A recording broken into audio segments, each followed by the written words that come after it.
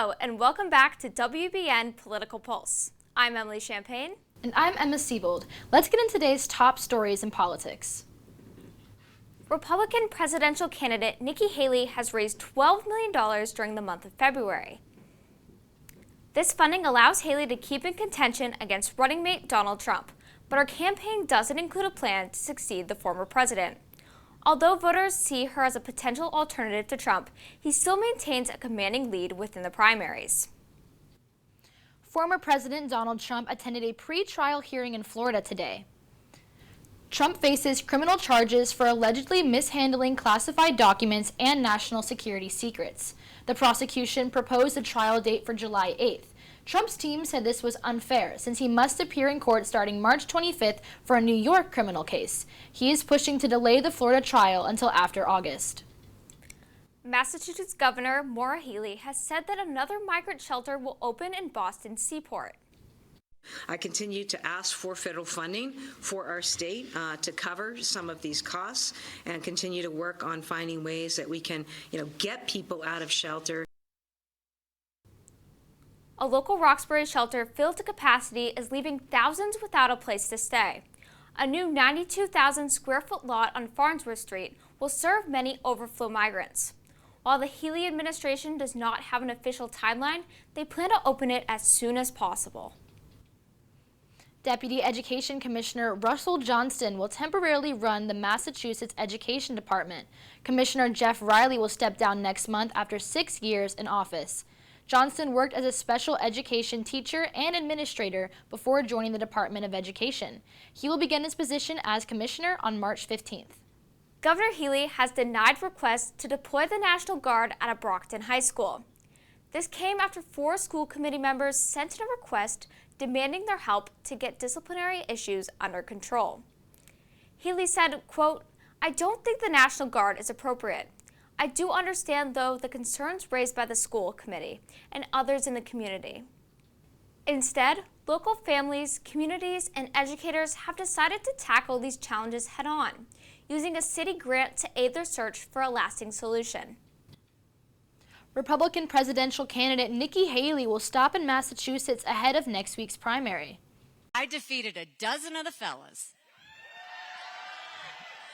I just got one more fella I got to catch up to. She is hosting an event in Needham on Saturday. Haley is the only presidential candidate from any party to host an event in the state prior to Super Tuesday. While Trump remains ahead in the primaries, Haley said she will stay in the race at least through March 5th. After the break, hear about updates on congressional leadership. And get an update from our election correspondent. Stay with us.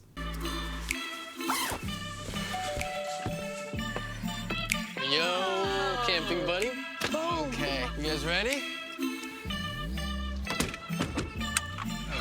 Dude, I thought you were driving. I thought you were driving. Oh, I never said I was driving. I definitely can't drive. Okay. If you're high, just don't drive. It's illegal everywhere. If you feel different, you drive different.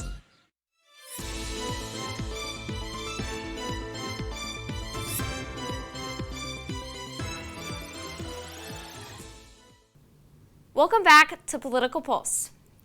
Senator Mitch McConnell is expected to step down as Republican leader at the end of the year.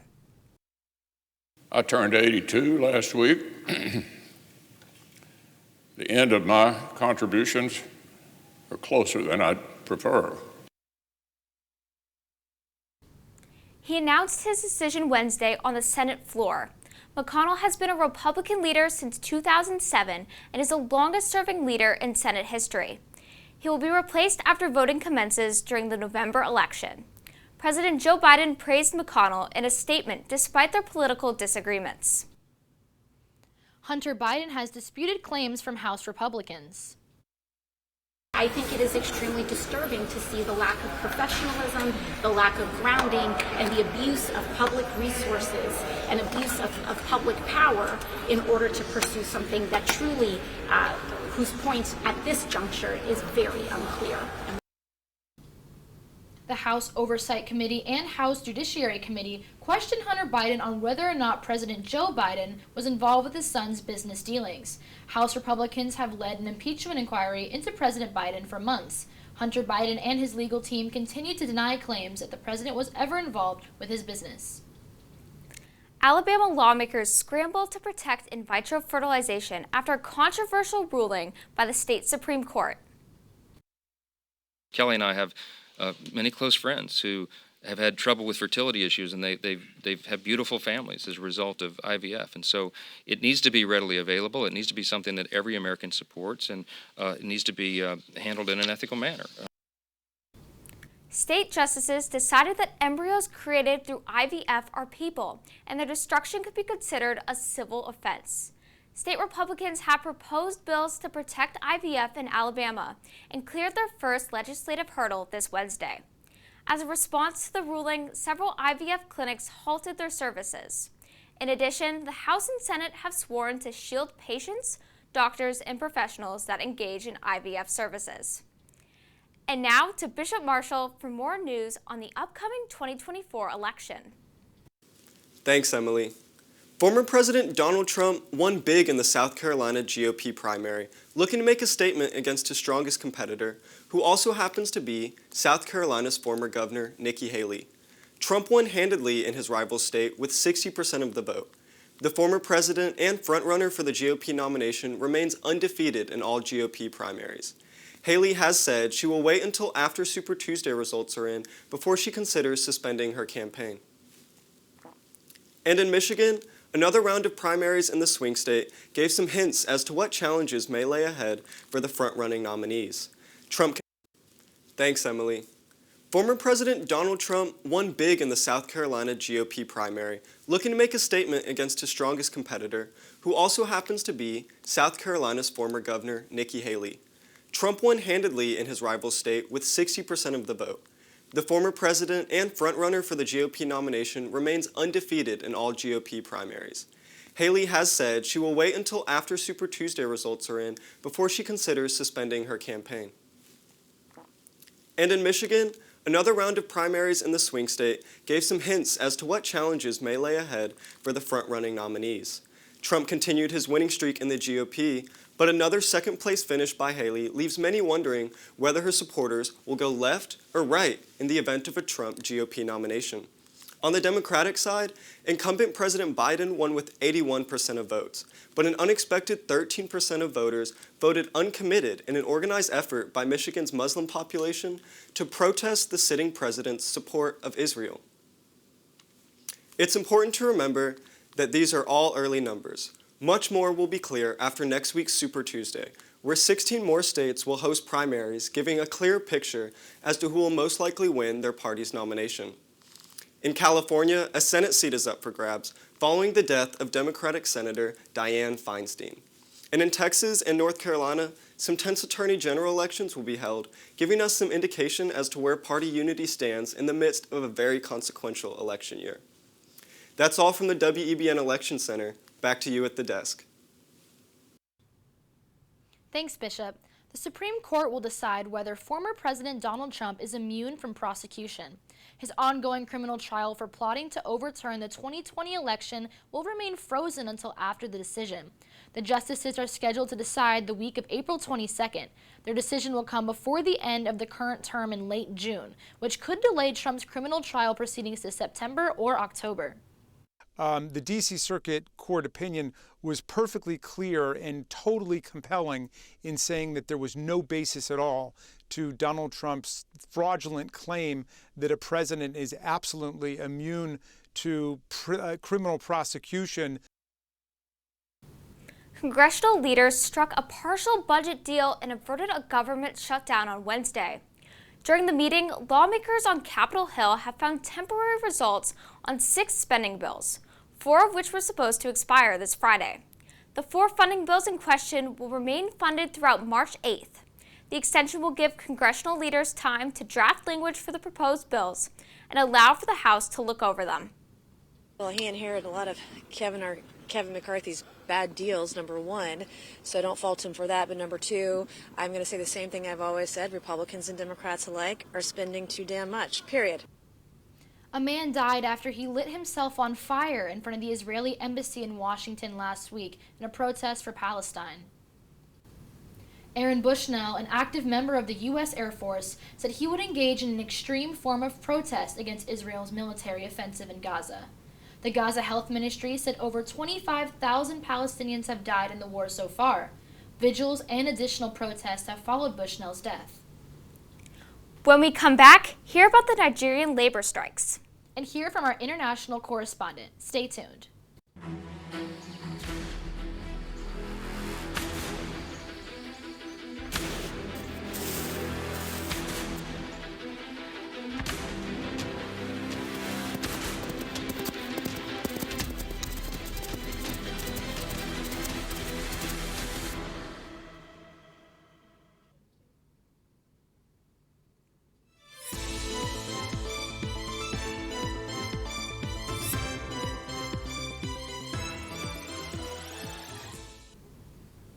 Welcome back to Political Pulse.